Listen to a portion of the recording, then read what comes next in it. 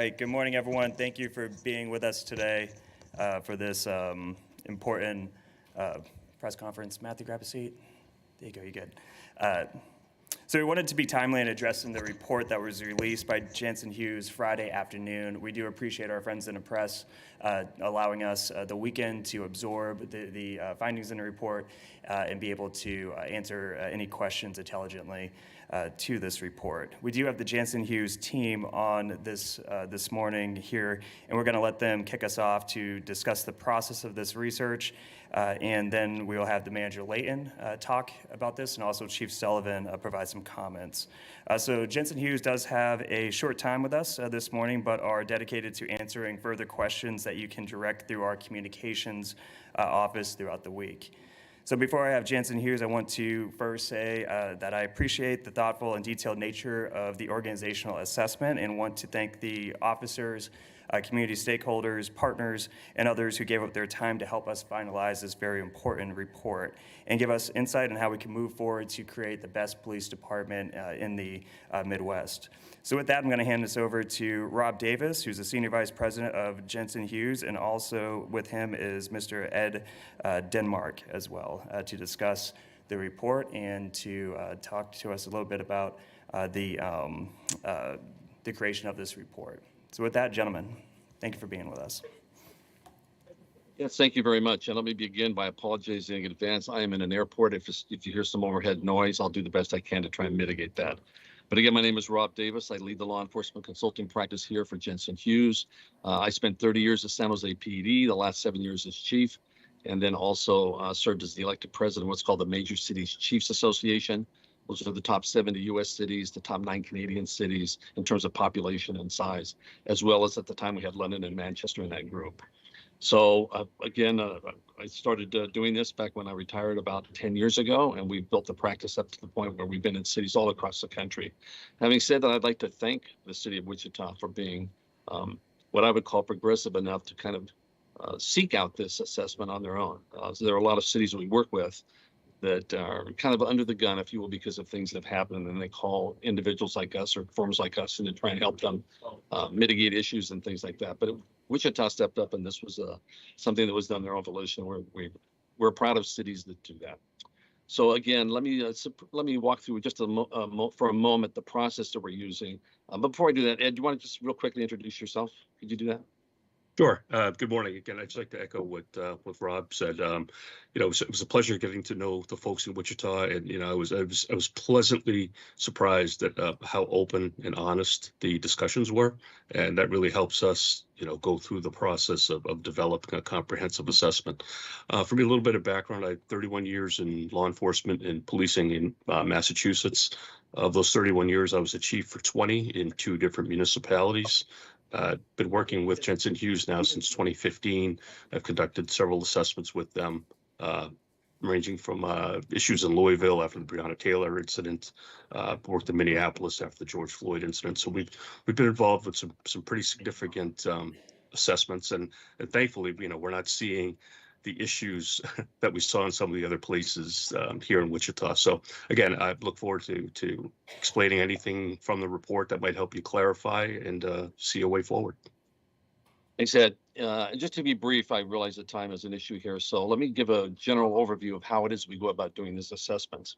When the city of Wichita reached out to us, we went through our normal process. We found out what they were looking to do, what they really wanted to assess, what kind of feedback that they wanted on certain operational issues there at the agency. So we held a kickoff call. We tried to determine who the key stakeholders were, both within the department and without the department, so that we would know when we get on the ground who we should be speaking to as quickly as we could to get a general overview of what's going on, which then, of course, would drive additional questions. So our process is that on that call, we ask for all sorts of things. We ask for general orders manuals, standard operating procedures, et cetera, especially for those things, of course, that we've been asked to focus on. Then we put our people on the ground. We get a key team of people who have subject matter expertise in the areas of concern, and we actually get on the ground and we start doing interviewing. We spread ourselves out so that we're interviewing all people from all throughout the rank and file of any police department, so that we're not just hearing from leadership, management, middle management, but we're hearing from the people that are actually working in the detective units, on the ground, in the field, on patrol and things like that. And we also speak to people outside of the agency, such as other administrators within the city, and as well as community members when they're identified for where we can go to get certain pieces of information. So while we're on the ground, we begin to take a look at documents. As again, the interviews that we conduct lead us in certain directions for things we need to dig in and ask more questions about. And then we come back as a team, we determine what it is that we think is a highlight of what we're finding. And then again, there's another site visit where we go back and we do follow-up, as well as do interviews on the telephone as necessary. Then we also conduct research. We say, okay, for this specific problem in any given city, what is it that we need to try and take a look at in terms of what are identified as being best practices? We'll find best practices identified by groups such as the Department of Justice's COPS Office, which is a community-oriented policing services office. We see them through the Police Executive Research Forum, the Major Cities Chiefs Association, the International Association of Chiefs of Police, and other organizations like that. So we compare and contrast what we're seeing on the ground with what we know is working well in other agencies. And then collectively, our team comes together and we say, okay, what are the key highlights? What have we found? What are our findings, if you will? But how do we provide to that city some recommendations so that they would be able to use this report as a strategic roadmap to move forward and try and address the issues of concern that they choose to address? And then once we do that, we write a report, we put it in a draft form. We then, just before we finalize that report, we send it to the client. We do this routinely. We even do it with the cities that we do. We do this with the cities with which we're engaged in projects for the Department of Justice. And the real purpose of that is to make sure that we're not making some mistake in the report where we're misnaming a unit or aren't, have just done, there's something in the report that is inaccurate in terms of the particular city that is, we customize that report. So there's nothing that, however, I'd like to point this out, it's really important to us. Yes, we provide a draft to our clients, and we've done that for every agency we've been to. But the purpose of that isn't so that they can try and influence us or change our minds about the highlights, the key findings, and the recommendations we're making. We're a professional organization, and we're going to call balls and we're going to call strikes. If we see good stuff, we'll say it. And if we see where there's an issue that needs to be addressed, we'll call that out also. But don't think for a moment that because we've sent a draft that somehow we're getting something back saying, will you change this? Typically it's stuff like, for example, I think in this particular case, we had not capitalized the term city manager's office in one area, and we had conflict in how we were capitalizing letters. So that's really kind of what that purpose is. Then we take that information that we receive and we create the final report, which was what was provided to your city just last Friday in its final form. So that's a general overview. And again, in the interest of time, I'll turn the time back over to the folks here in Wichita so they can run down the rest of the agenda, and we'll be available for questions if necessary. All right, so we're going to save questions to the end. I do want to thank Jansen Hughes. Please, hopefully, if you can stay on as long as possible, and hopefully we can get to some questions. They are one of the top firms in the country for this type of work. So coming into Wichita and really taking that type of knowledge to examine how we can make improvements here is a great opportunity for us. So thank you. Next up, we're going to hear from the city manager, Robert Layton. Thank you, Mayor. So that you can maximize your time with Jansen Hughes, I'm going to keep my comments really brief. First of all, I want to join the mayor in thanking Jansen Hughes for their comprehensive review of the police department's culture and structure and policies.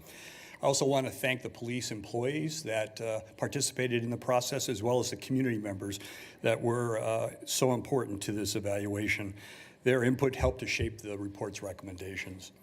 Jansen Hughes' recommendations will form the framework for Police Chief Sullivan as he moves forward with new leadership for the police department. I intend to work with him and to provide him the necessary resources to build a 21st century police department. Such a department will be anchored in trusting relationships with police employees and with community members. I commit to the mayor, to the city council, to the community, and to the police employees that we will implement the Jansen Hughes recommendations and that we'll do it in a transparent process. And we can talk more about that after we hear from the chief. All right. Whoa, yikes. Thanks, Bob. Sorry, I just broke one of you guys' microphones. Next up, we're going to hear from our police chief, Chief Sullivan. There we go. Good morning. Thank you, Mayor, members of council, Mr. Layton. I'm grateful for this very comprehensive and detailed assessment of our department that's been prepared by Jansen Hughes. This extremely well-written and well-researched report actually confirms my own personal assessment of various facets of the department in my short time here in Wichita. This report will serve as a guide and a roadmap for myself and my command staff as we continue to take the steps necessary to make this very good department a great department. I was gratified to read of the passion and desire that exists within this department to do just that, as was reflected in this report. And let me be clear, many of the recommendations in this report have or are already in the process of being instituted in terms of new training, procedural structure and policy changes, discipline, as well as the incorporation of new technology. We certainly have not spent the last 3 months in the department sitting by waiting for the report, but we certainly welcome it. And we also welcome our new HR director, Jansen Hughes, who will be a great assistance to me in implementing much of this report. Finally, the report definitely validates the actions we have taken and the changes we have made thus far and will continue to serve as a guide as we continue to move this department forward. Thank you all.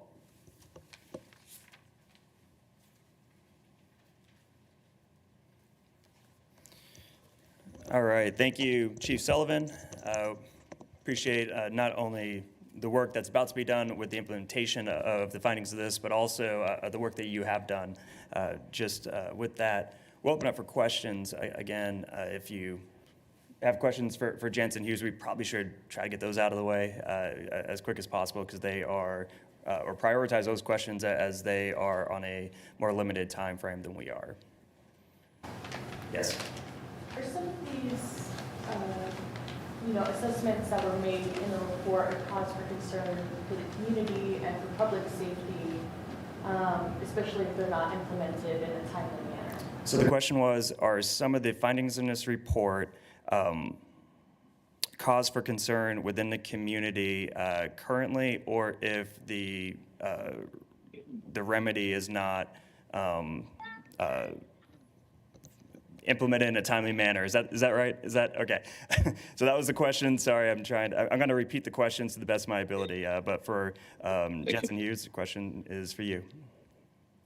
Well, first of all, I think it's a great question. I think if I were a member of the community, that's certainly what I would want to know. I would say that if you take a look at the findings and recommendations, clearly there's some that are short-term, mid-term, and long-term. I think you've heard clearly from the chief, from the city manager, and others that they are paying close attention to these. They certainly are going to try and drive this forward as quickly as they can. But some things may come in a quicker time frame than others, because if you are going to be strategic, you have to come up with a strategic plan, obviously, and make sure you're mapping out how long you're going to take to do whatever you're going to do and what type of support and resources you need. I will tell you this, though, there's no indication from us as we've been interacting with the city of Wichita that tells us they want to slow anything down or try and slow walk something. I think it's very clear that they're interested in moving forward, not just for the community, but for the department itself and the city as a whole. So, it's important to try and address all of these things, but in terms of being able to do them all immediately, certainly that may not, be the most strategic way to do it. And did you want to comment also on this? Did you have a Yeah, follow-up? sure. Sorry. There's a couple of things. First, when we talk about public safety, safety is a perception and danger is a condition. So would I say that there's something missing right now that places the public in danger? No, I would not. But as far as feelings of safety, basic police service, being able to respond to calls in a timely manner should be at the top of the priority list. And I think that's something that I know that the chief that would like to address. And I know there's things other members of the agency expressed that they'd like to see handled a little more effectively. Again, just being able to make sure that the resources are getting to people when they pick up the phone and call should be a top priority. So as far as immediate danger, no.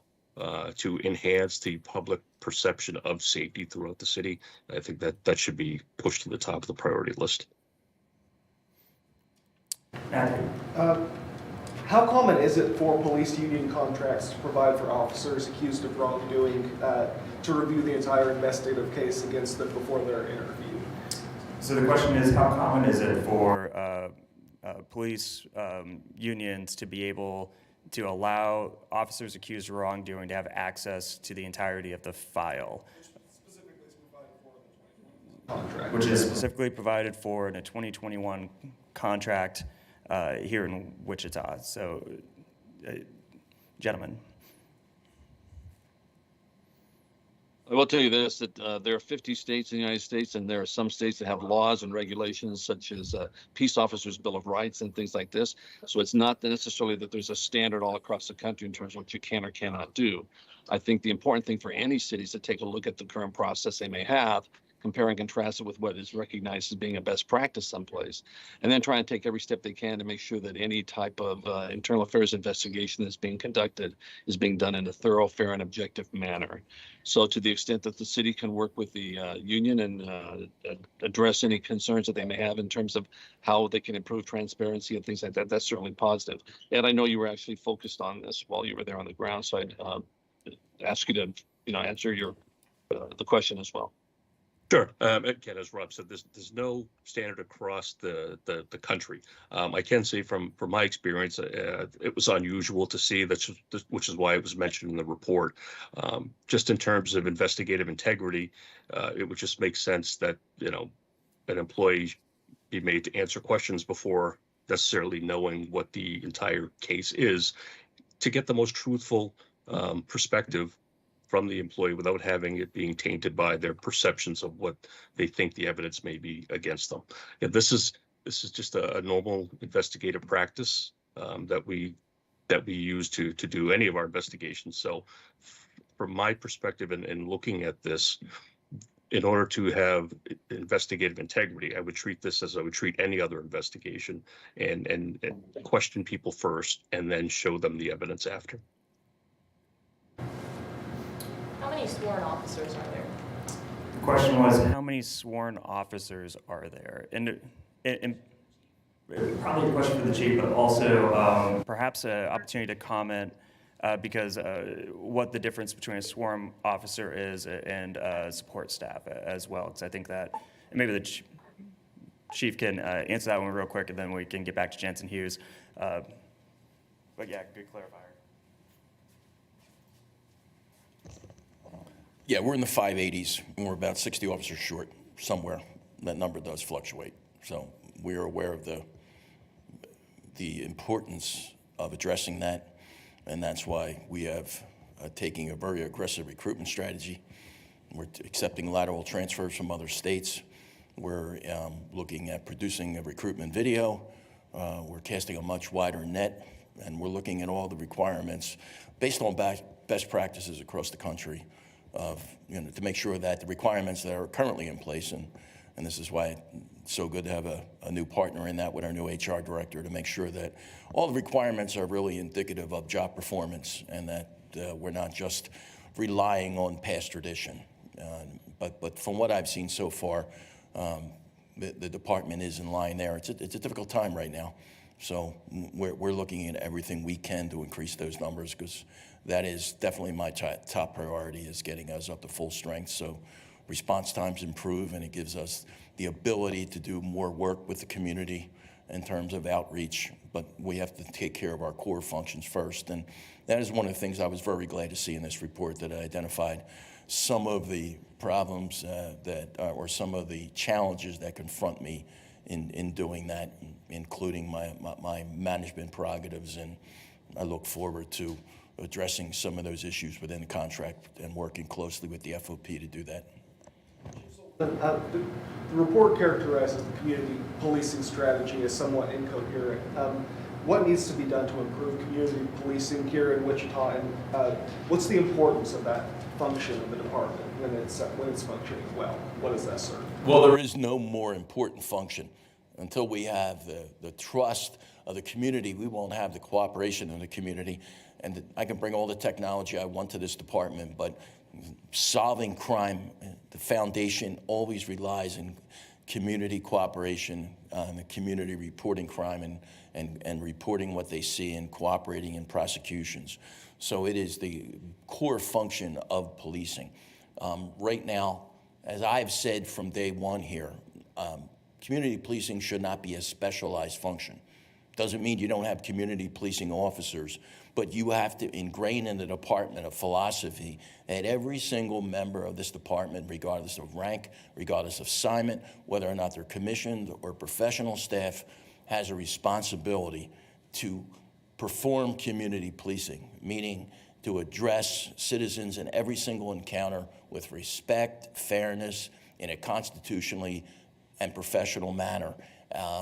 In terms of the community policing program here, I'm looking at that because I do feel as though among the bureaus there is disparity in the way that that's accomplished, and I'm looking at the hours that are being worked, the functions that are being performed, because you do need some officers and supervisors with the responsibility of coordinating the community policing program to make sure that everybody's moving forward in the same direction. So I definitely agree with the assessment of Jansen Hughes in that regard. The reason why I asked that question was for Jansen Hughes follow-up. So how did the process work of sending those emails to those sworn personnel to be able to get those responses? Because it seems like 430 of your 580 responded, so how do you get a complete overview if some of the officers don't respond? Is this for me or Jensen? Yeah. And I'll ask, the question is about sample size. Can you repeat the numbers? So 580 and only 430 sworn personnel responded. How does that process work of sending the emails? What's the time frame of when you're supposed to respond, and how do you make sure that it's a complete response from the department? So 580 and how much? So out of 580 sworn police officers, 430 responded to the survey as far as sampling goes. And the question is about basically, since you didn't have 100% participation, how accurate could a sample of 430 out of 580 be? I'll tell you this, we've conducted such surveys in a number of cities across the country, and our academician that helps us with these surveys, Dr. Muscali, we're very happy with what it was that we got there in Wichita. It's similar to what we see in other cities. It's typical. There are some reasons why some people may or may not want to respond, but the key for us is to see if we get a substantial number of people from throughout the ranks responding, as well as non-sworn people. And he was very comfortable and confident that what we received was more than enough to give him the information he needed to be able to make the analysis that he did. Interviewed by Jansen Hughes. The question was, who was personally interviewed by Jansen Hughes? The question might better be who wasn't almost in terms of who we're interviewing. Remember, it's very important for us to talk to city administrators, get their view on things, people from other departments, leading other departments within the city. Very important, obviously, that we talk to the command structure, the leadership, if you will, within Wichita PD. But we also needed to hear from lieutenants, sergeants, officers in the street, detectives, people working in those non-sworn professional positions, as well as members of the community. Those individuals we were able to interview up and down the files. I think it was over 90, if I recall, it was over 90 interviews I think that were conducted, along with the other research that we were conducting at the time, in tandem with that. So basically, we just tried to spread out, make sure we were talking to a strata of the people from within the city, as well as the community, to try and get the information we needed to go forward with the recommendations. We were very comfortable with what we got from those interviews. Hey, Rob, if I could I just want to add a little piece to that as well. As far as the interviews go, they were randomly selected. So an email was sent out to all the personnel, advised them that they may be contacted by members of our team to conduct interviews. One thing that we hold very dear is the fact that all our interviews are completely confidential. So they're given that guarantee when they get our solicitation for interview participation. So we can't specifically say who, but we're very comfortable in stating that a broad spectrum of people throughout the agency were contacted and given the opportunity, and the overwhelming majority of those contacted took us up on the offer. Just here about this whole idea that public safety is perception. Can you push back on that a little bit? These sound like very real problems beyond perception. So, you've got detectives who don't work over the weekends, and then you've got this incredibly low morale, it seems like, throughout. How do these not affect actual crime-stopping activities? I guess. So the question is about perception, and the reporter says he's going to push back a little bit about the comment about the importance of perception when the report showed hourly, for example, the hours that a detective works might mean that they can't get to a scene on a weekend if they're not working that weekend, and therefore it's more the perception that might actually cause more real effects on community or on policing in general. Is that an accurate depiction of your question, Chance? Yeah, more or less. Yeah. Let me say this, first of all, no matter which agency you go to, there will be some people that will not have something good to say about anything. And there will be some people who have everything good to say about everything at the same time.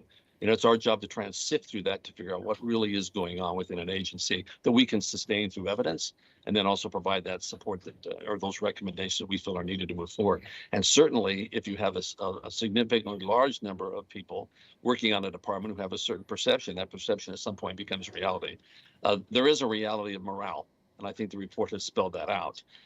To the extent that that's true, and we believe that it is, then that's something that needs to be addressed. So I realize what the semantics could be in terms of perception versus reality. But if you have a significant number of people either within the department or within the community who feel a certain way, that has to be addressed because that has become their reality in some fashion.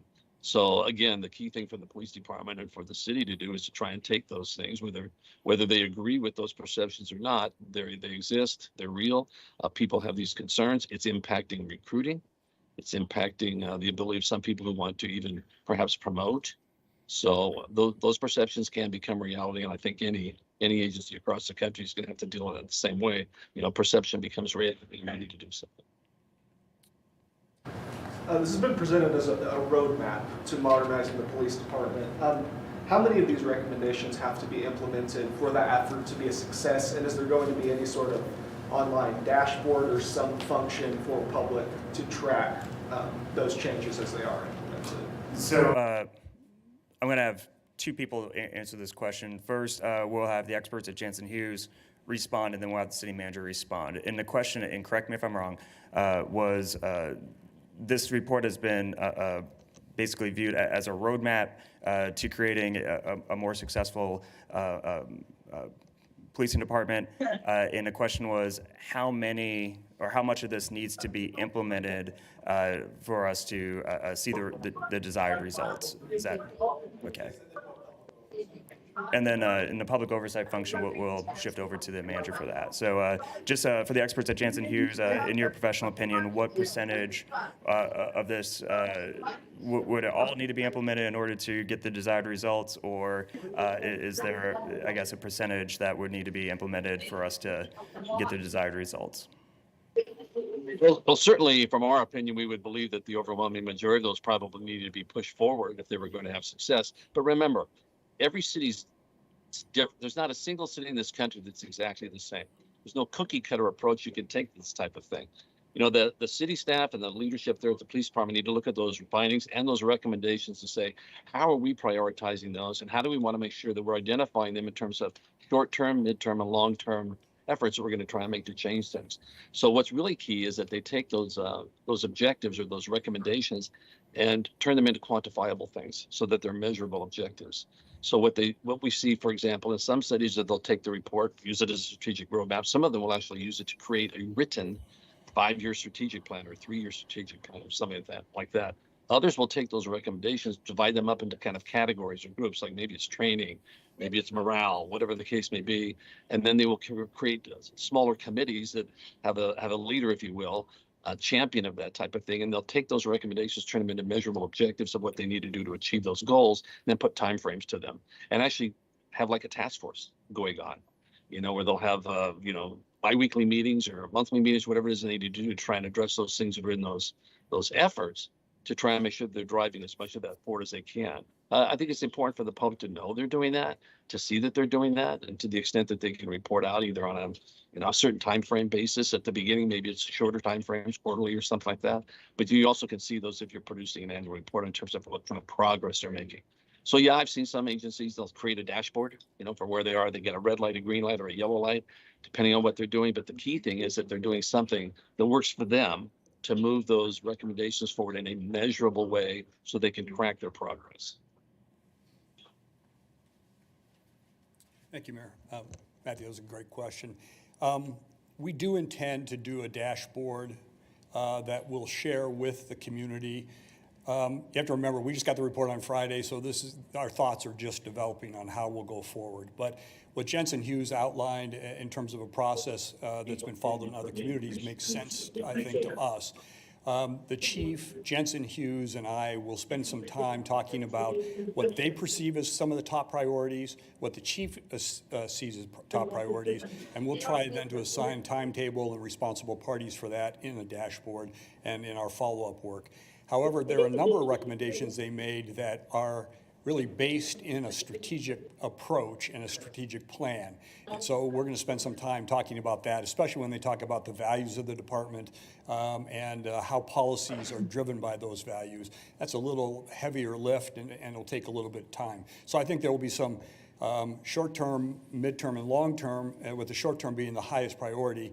The midterm and long-term may require us to do, whether it's additional work inside the department, work with other departments, work with the community, or task forces. We're not quite sure at this point, but we will dashboard all of the recommendations. So will you guys be Could I just follow? I just wanted to follow up real quickly to the chief's statement. I want to let folks there know that there are some cities we go to that when the findings and recommendations come out, you can tell it's going to be a really tough struggle for some of them to move those forward. You could even predict what kind of resistance you're going to get from some of those entities. And I just think it's important to underscore the fact that while we were interacting with the folks here in Wichita, two things. First of all, there is the internal talent and capability to be able to move these things forward. And we didn't sense that there was resistance coming to any of this stuff. We were very grateful for the professional attitude they took as they were interacting with us in terms of what they were planning on doing moving forward. So, I think your chief has stated it. He's planning on moving forward. Your city manager is supportive of it, and I think he has the support of the city council and the mayor to do that. So my comment is simply this: it was refreshing for us to hear the approach that they plan on taking with this. That's not always the case in every city. And if I could just follow up on that quickly, again, I think dashboards and such, ways of holding people accountable for getting things done are highly appropriate. However, I don't want people to confuse that with this being a checklist of things. If we do A, check it off, we're finished. If we do B, check it off, we're finished. The development of these values and mission and such is an ongoing process. So it's not something that is simple to track as a dashboard at times. Yes, we can put processes in place and make policy changes, but there needs to be ongoing, consistent monitoring of how those policies and processes are impacting the overall kind of vision and mission of the agency moving forward.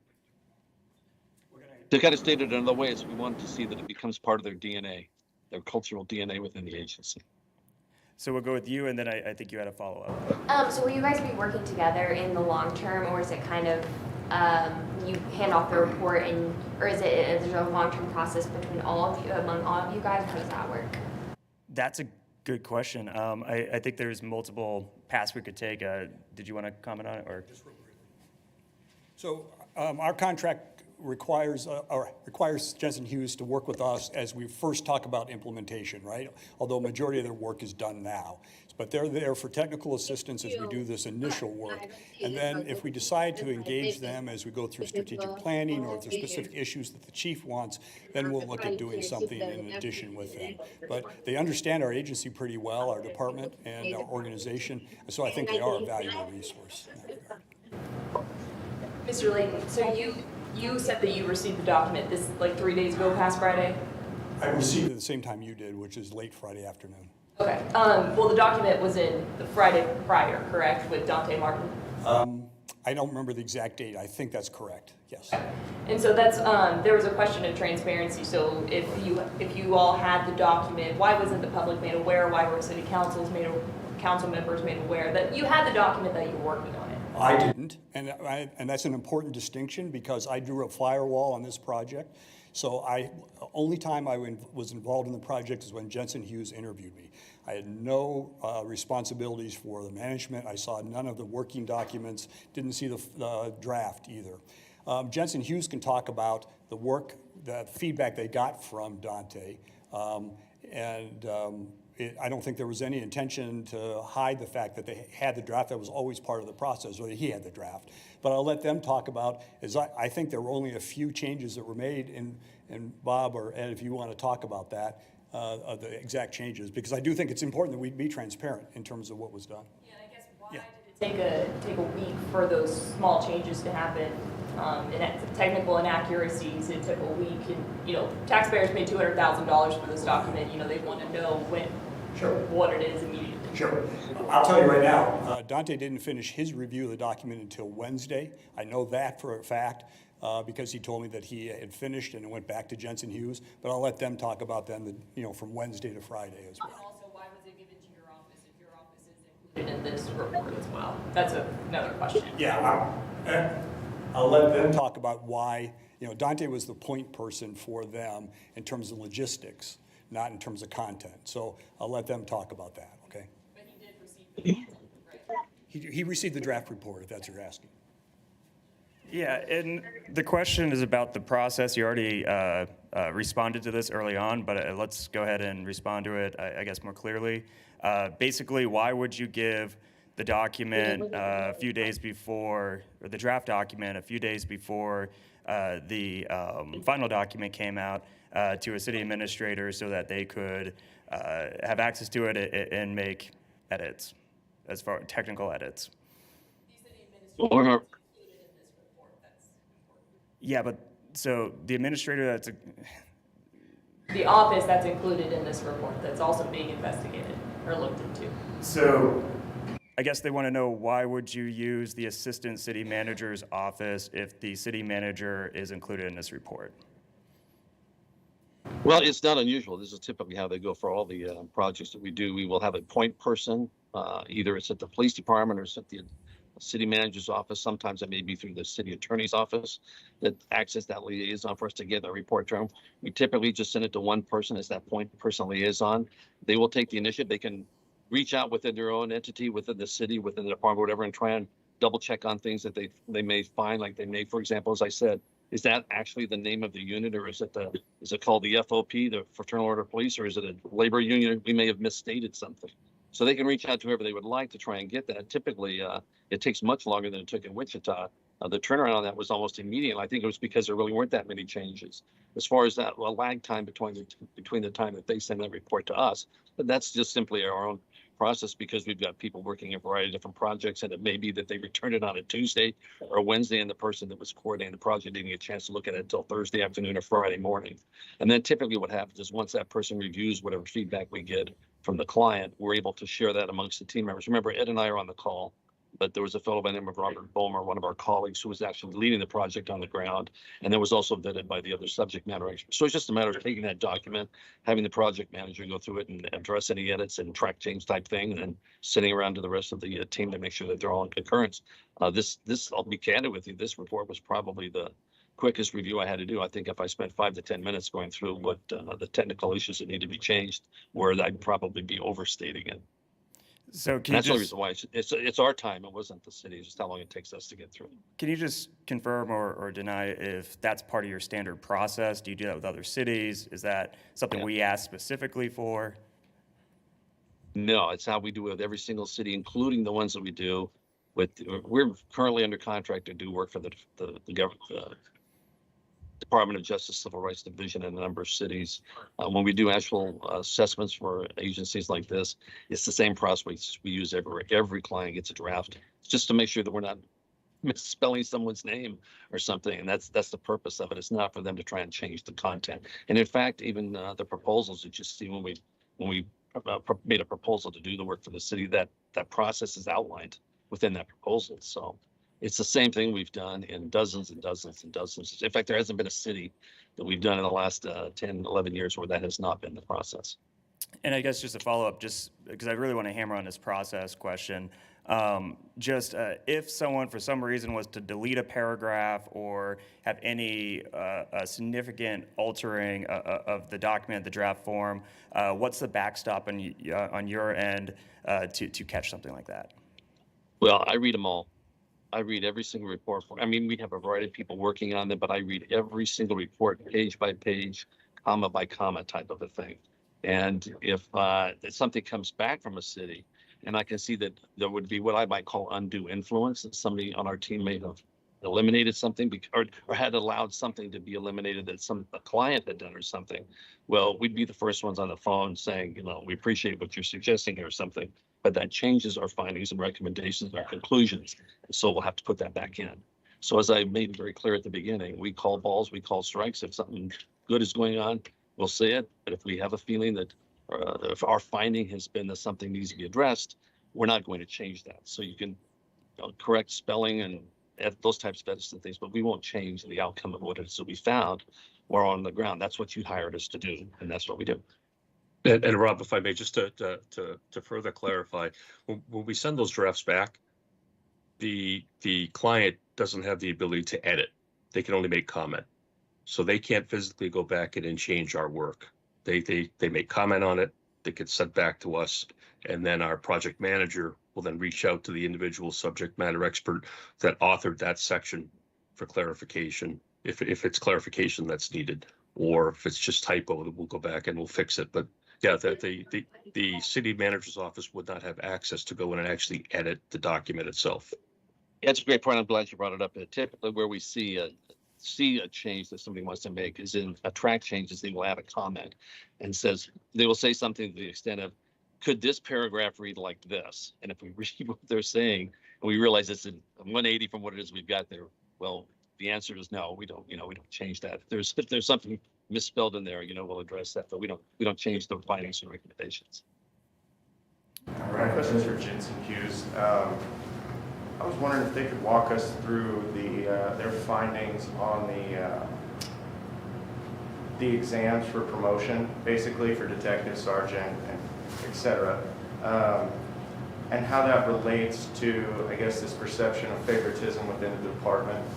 So the question was, can you expand on your analysis of test scores and how does that pertain to what was it? Sort of this perception. The perception of favoritism. DEI efforts and things like that, as mentioned in the report. We'll flesh that out before us. And pushback against DEI efforts. How your analysis of our test scores play into that. And I'll go ahead and let you take the first shot at that if you'd like. Sure. So again, we're talking a lot about perceptions here. So the perception of the process as written employees said, okay, we understand this is in policy and this is in the FOP contract. So it's not the process itself that we have a problem with. There's a perception that people are treated differently throughout the process. And where that perception comes into play is through the oral board assessments. So there's a perception by some that the oral boards are stacked against people. Again, we weren't involved. That was beyond the scope of our process to investigate any of these individual claims. But the theme came up so often that we thought it's worth mentioning because it has an impact on the culture. More than a handful of times, people during the course of our interviews would say things like, well, with our efforts for DEI, we're putting unqualified people in positions. And then I was involved in some of these interviews and we pushed back and said, well, what makes you believe that? And they couldn't offer anything substantive to say, that this person doesn't have the requisite education or whatever, but they really were standing on the point that they feel like there was too much flexibility in the process and that because there were no set standards to measure that by, the perception could be that people that were given positions didn't necessarily qualify for them. So that's why the recommendation was, look, let's clarify process. Let's document and publish that process. And then we can hold up any candidate that's brought up for a position to those standards to ensure that they meet the criteria necessary to perform in that job function. And that way, again, overall, we can take away some of those feelings of impropriety that may have existed, either real or not. The feeling is there, so it needs to be addressed. Total, I got 5 minutes left. Did you, Jensen Hughes reviewed a lot of many documents and heard anecdotal accounts of some officers who said that they felt that they were treated differently with the Professional Standards Bureau. Basically, if you were on an in crowd, you could get something dismissed, or otherwise it would be taken more seriously. Did you find any evidence that there is actually discipline is being handed out inequitably at all in the department, or is that outside of the scope of what you actually? So let me see if I got the question.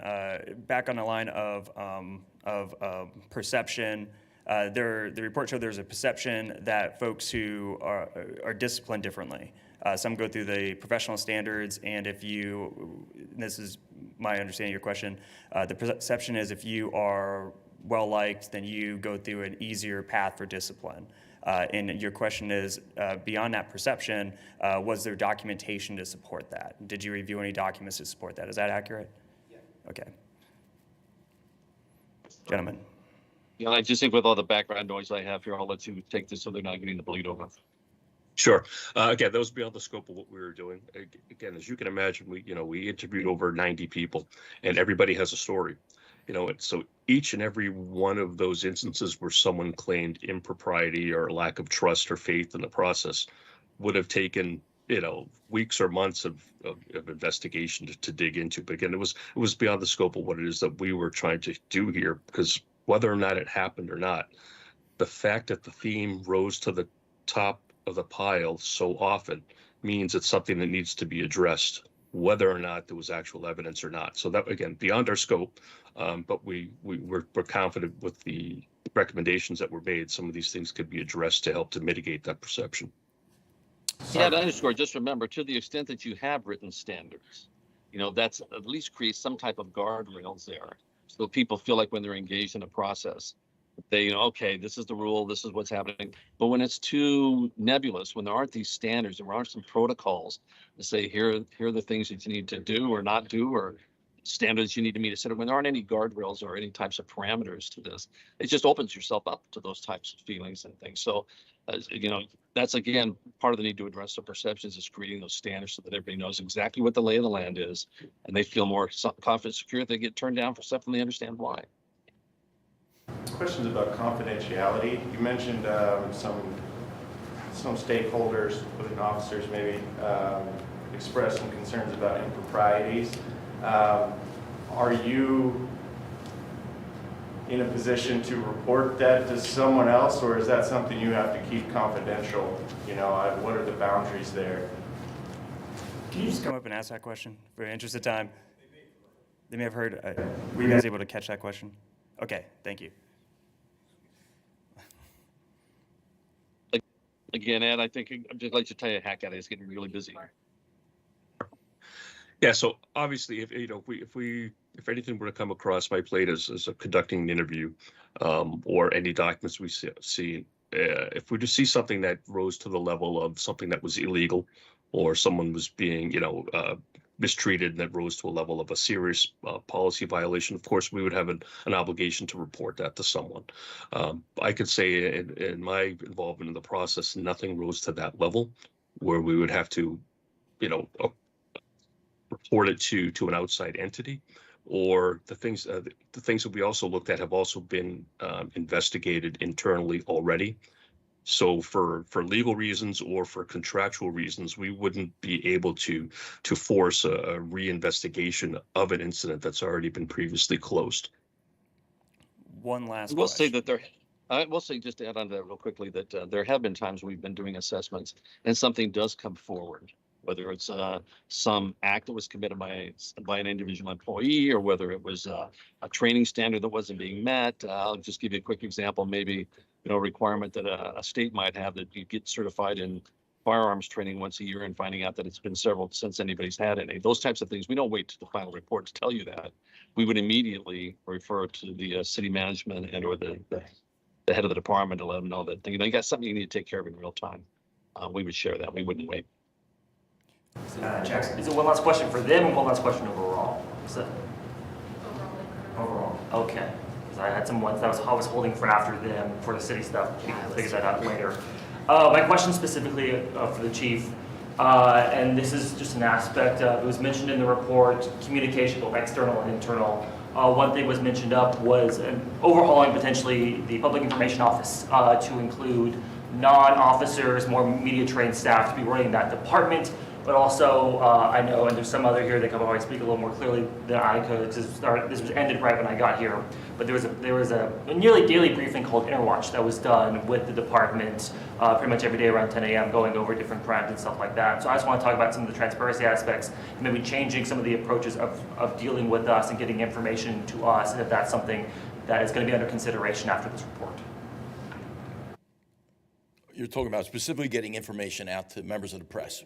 Us out to the public and just kind of being able to push out the information you want to get out there and all that, and kind of start to rebuild that trust with the community, getting the information you want out there. Yeah, I mean, I've been focusing very heavily on communication, you know, within the department and improving that, but I'm completely open to having a discussion to increase our communication with the press, and something like you're describing.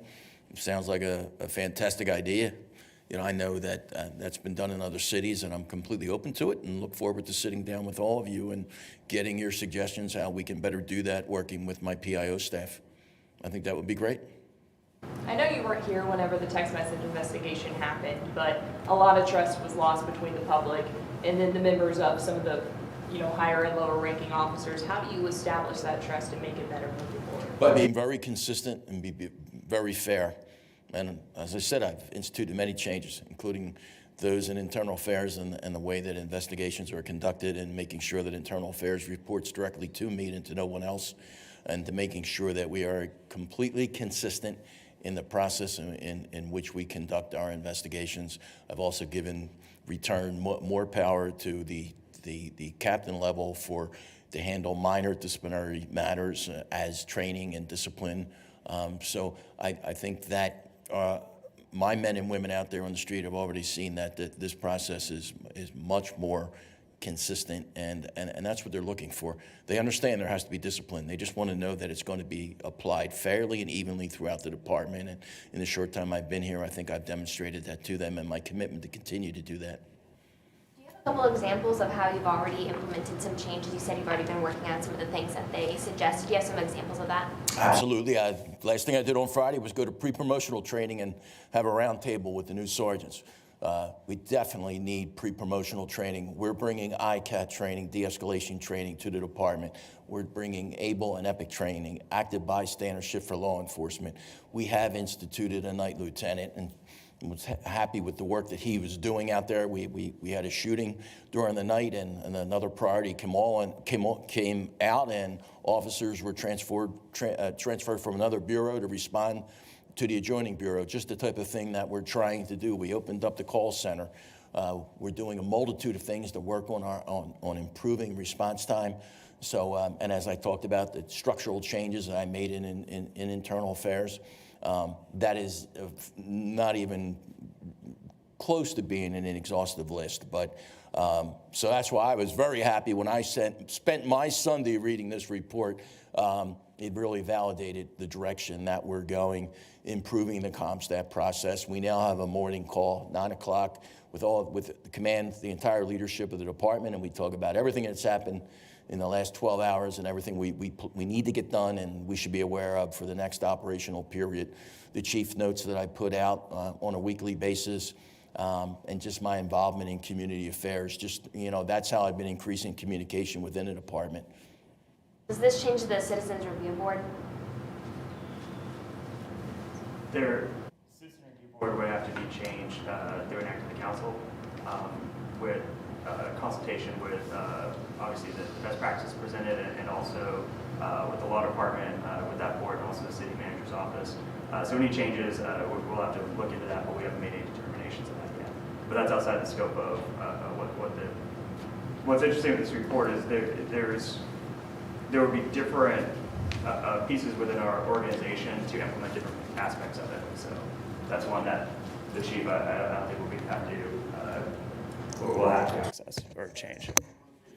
Yeah, so it turns out saying one more question doesn't mean a whole lot to you guys, but that's okay. It's the chief, the manager, the city council who create this, but there's a recommendation for like creating a new assistant chief position and, you know, restructuring based on the people you want in those positions. How will that process work out? Is it something you plan to do? And how will you pick who to hire or who to promote? Well, I think definitely it's something that will be a discussion with the city manager and the mayor. Certainly it is within this profession. It's common for a chief to pick his or her own hot, immediate executive staff. So it's something that I would certainly like to see, and it's a recommendation that I made, and I was glad to see the report. But that's something that will require a lot of discussion, and certainly the bottom line is I need to be taking that 10,000-foot view of things, and it would be helpful to have a second in command that is dealing with the day-to-day operational matters of the department, but certainly something that's going to require a lot of discussion and a lot of thought. This is how executive staff is handled in the jurisdictions you've been in Philadelphia. That's correct, yes.